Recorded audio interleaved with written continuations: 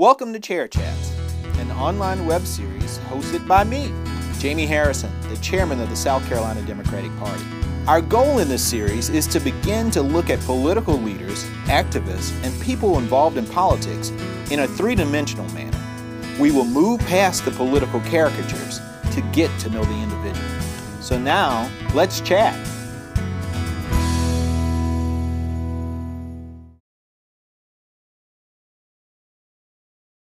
Hello, I'm really excited about this next chat.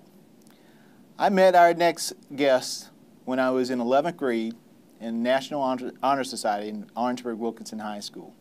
I interned for him when I was in college. I worked for him for 6 years on the floor of the House of Representatives. I call him the boss. Ladies and gentlemen, let's meet and let's chat with the boss, Congressman Jim Clyburn. Congressman, welcome to Chair Chats. Well, thank you so much for having me. So this has been an interesting year. I know that you just recently went to Selma with President Barack Obama, and you crossed the Pettus Bridge. And I know you watched the movie with your granddaughter, Selma. Tell us how that felt being with the president, the first African-American president, and Congressman John Lewis, your friend and your colleague in Congress, standing on that bridge.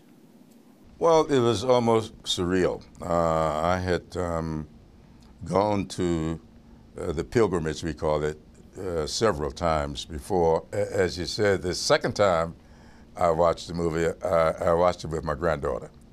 I've now seen it, watched it 4 times, but I watched it with my granddaughter, and it was kind of interesting.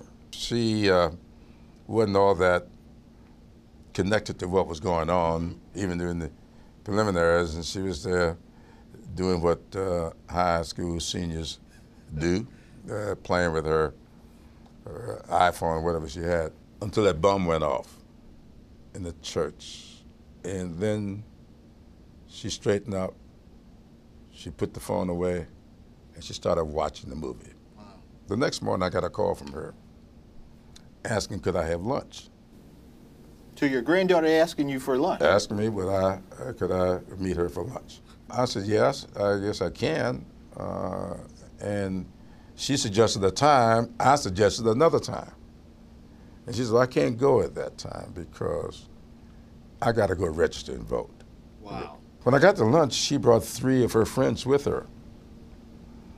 And we had lunch. She talked about having just registered to vote. And after the discussion, there was another one of her friends who had just turned 18. So they decided they had to go back to the voter registration office so that young lady could get registered as well. So I think that movie, from what I've heard of people, had that kind of impact. And I was thinking about all of that as the president spoke. He gave what I thought was probably his best speech. Yeah. You were coming of age. I mean, you were in college during a lot of the civil rights movement. Do you feel, and I know you were engaged in a lot of activity here in South Carolina, sure. But you know, as we look through the history books and we read about what went on in Alabama and what went on in Mississippi, it seems like South Carolina, even though all of the same type of activity was going on here, you don't really read about it. You don't see it. Why is that? I didn't find this out until way late in my career. The governor of South Carolina at the time, George Bell Timmerman, Sr., and the publisher of the state newspaper entered into some unholy alliance, and their decision was not to cover this stuff, just pretend nothing was happening. And that's very unfortunate. So in essence, the newspapers and the governor said, it was like a blackout. So we won't cover this. And there were people, even to this day, who tell me how surprised they are when you find out that there's so much going on in South Carolina that they never knew. A few people know that Martin Luther King Jr. Always referred to September Ponce clock from Charleston as the mother of the movement. Now, the media decided that it was Rosa Parks, yeah. but King always called her, Septima Clark, the mother of the movement. So these things were taking place in South Carolina. I was a part of a group that attempted to sit in Orangeburg 2 weeks later on the 15th of February. But when we got downtown, all the stools had been removed, and so the tops of them anyway. And so that was not going to be pleasant to try to sit on those pedestals without tops. And then we went back on March 15th, 1960, and held the biggest demonstration that had been held up until that point in the student movement. I never refer to all of this activity as a lot of my friends refer to it as the civil rights movement, because I think the civil rights movement is still going on. I call it the student movement. It was a student movement. Even if you look at the history of the Confederate battle flag being on top of the State House, I don't see people treating that correctly. Why it went up there, why that flag was up there. There'll be people who will argue with you right now that that flag's been sitting up there since the Civil War. That flag did not go up there until 1962. I was teaching school down in Charleston, South Carolina, when that flag went up. And why did it go up? It went up to celebrate the anniversary of the Civil War. And they just never took and it they just never took it down. And it was up there illegally. And you will find that when I and others started to raise the issue, is when the legislature then passed a law to put the flag up there. The legislature passed that law to put that flag up there. So that flag was up there all this time just because nobody bothered to take it down after the celebration was over. Bob McNair, when he was governor, knew that and decided just not to put the flag up there one day. And such an outcry. People went crazy. And people noticed that flag was not up there, and he got a little nervous and backed off and told everybody that the flag had been sent out for cleaning. Well, Congressman, you're a pretty good athlete. You played baseball. Everyone knows about you and your love for golf. But I think a lot of people don't know you're a pretty good bowler. I don't know. I just had a real knack for it, and I got real good at it. I used to run up and down South Carolina. We would go from Charleston to Savannah to Augusta, down to Jacksonville, Ocala, Florida. We did something we call pot bowling. Now, pot bowling is something akin to hustling. I wouldn't call it hustling, but quite frankly, I made more money bowling than I made teaching school. Now, you have this interesting story about Mignon, and when she was Commissioner Clyburn, who's at the FCC, when she was a baby and a bassinet. Can you tell us a little? Well, I was doing pretty poorly. Mignon was a baby, and I was teaching school. Back then, you only got paid 10 months out of the year. And so there'll be 2 months in July and August when there was no money. And my wife and I both, I was teaching and she was a school librarian. And so Mignon was growing and we had the bassinet. And so one night I came home and from the bowling night, and Emily said to me that Mignon had turned the bassinet over. She's too big for the bassinet. We got to get a crib. I didn't have any money. So I got up the next morning. It was a Saturday morning. I got up that morning, and I went to the bowling alley. And there was a guy there that loved to gamble.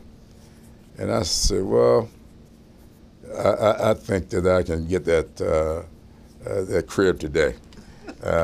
So we started bowling around 11 o'clock that morning. And about 5 o'clock that afternoon, I left the bowling alley and went to the Sears store there in Charleston and bought Mignon her first crib. In terms of golf, Bill Clinton, Barack Obama, who's a better golfer? Well, Barack Obama is starting. He is a new golfer. Bill Clinton's been around a longer time. So at the time I played with him, no question Bill Clinton was the better golfer. However, President Obama said to me last week that we got to get back on the golf course together. And I've talked to him on the phone since then, and he raised that issue again, which means to me. And you're one of the few members of Congress that he's actually golfed with, right? Yeah, that's what I'm told. Yeah. But for him to be so anxious about playing, I think he's gotten his game good enough to give me a game. Yeah. Well, Congressman, you know that there's a new show out now called, well, it's been out now for a few years, House of Cards. And in House of Cards, it follows the story of a House Majority Whip from the state of South Carolina. You know, I know a little bit of history. I know there's only been one House Majority Whip from South Carolina. What's your thought on the House of Cards and just the role of the Majority Whip? Because most people, they've never heard of what a Majority Whip is, and all they know is what they've seen. Well, Jimmy, I watched that the first 2 episodes. I'm not. I love history. Mm-hmm.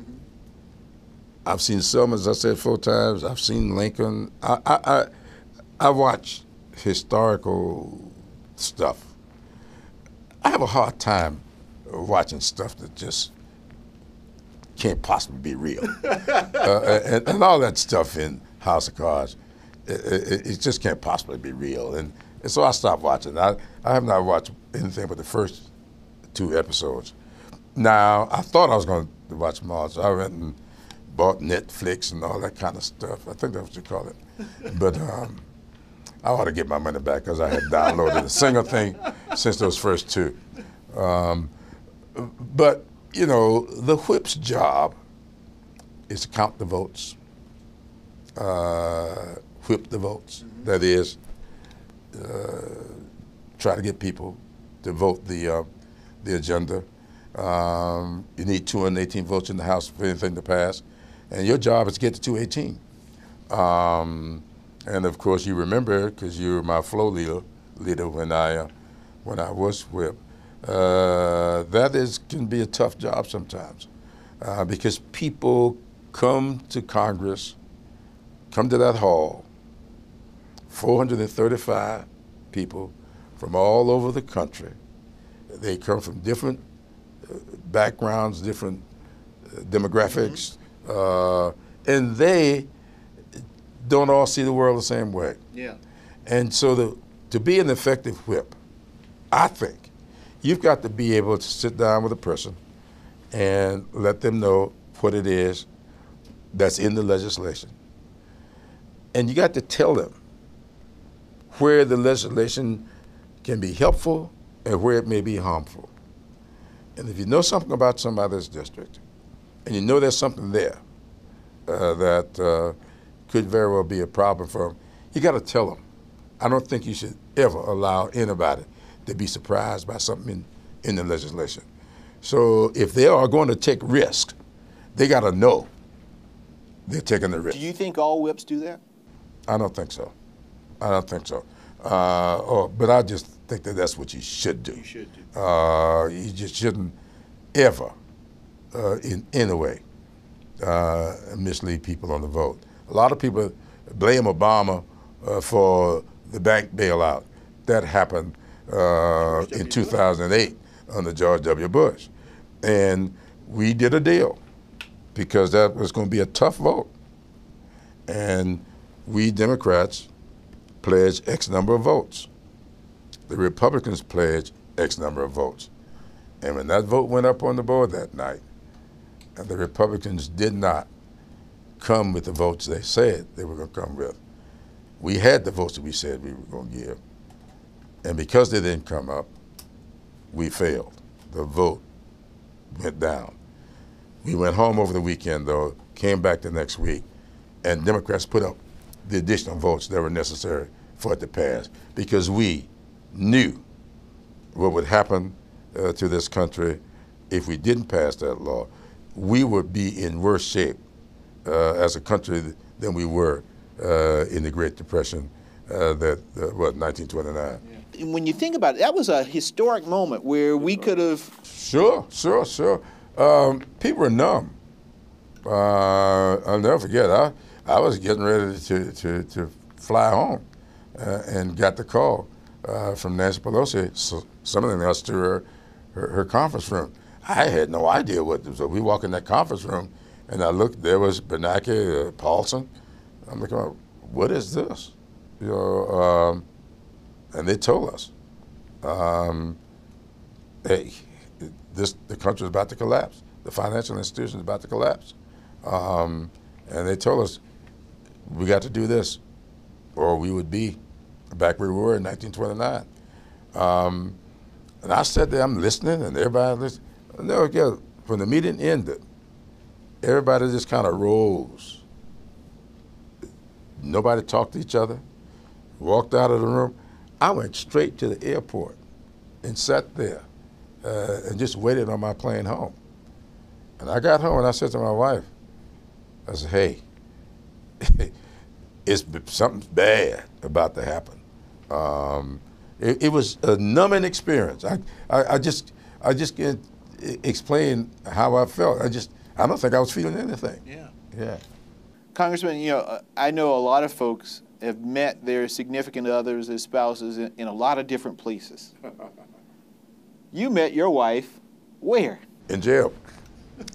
Well, you know, I have to explain that a lot. I mean, in fact, one elderly lady came up to me one time when I left that hanging, and she said, you better start explaining that, because I don't think people are. Well, it was on March 15th, 1960, when I was sitting in the Orangeburg County Jail. We didn't have co-ed jails. I was just sitting there waiting to be bailed out with 387 other students. And some of the students had gone back to the campus and figured out some creative ways to get food to us. And Emily came to the jail bringing sandwiches along with many other students. And she came toward me with this hamburger in her hand, and I was famished. I mean, it was like 6 or 7 o'clock in the evening. We had been in jail since 10 o'clock that morning, and I was really hungry. And so I walked toward her and reached for that hamburger. She pulled it back, broke the hamburger in half, and gave me half of it. She ate the other half, and I was so grateful. I married her 18 months later. Now, I thought that was the real deal. I did not know until our 10th anniversary, when we were celebrating it with friends down in Charleston, where we lived at the time. And I was sharing with the guys, the ladies were up at the dining room table, and we were in the rec room, you know, particularly in after dinner libations, and kind of talking and reminiscing about school days. And I said something about how fortunate we were with our spouses. Mm-hmm. And all of a sudden I felt this presence at the door, and I looked and there was Emily standing there. And she says, that's what you think. And I looked at her and I said, what do you mean what I think? I said, that's how we met. And then she told me the rest of the story. What happened was, it seems that one day I was walking across the campus with the young lady I was dating at the time. She was standing in the dormitory window with her roommate. And she looked out and saw me walking across the campus. She said to her roommate, they did not make a good couple. He's going to be my husband. And I found out that she had been stalking me for some time. And so that little episode in jail, she knew exactly what jail I was in, and she came to bringing that sandwich with a plan. And the plan worked. Well, Congressman, I think that's a great way to end our chat today. Congressman, thank you again for being with us today, and thank you, because you're always welcome at Chair Chats. On the next Chair Chats. So, Governor, you come from a political family on both sides. Your father was in politics, your father-in-law was the Attorney General, and your wife is a judge in Maryland. And I think your son, Will, is helping you out on your campaign. So tell us more about your family and what now looks like the family business, which is public service. Well, if it's a business, it's a nonprofit business. So I was one of 6 kids. and there were a couple of givens in our house. One is everybody went to Mass, and the other one was everybody votes. And I might add, votes Democratic.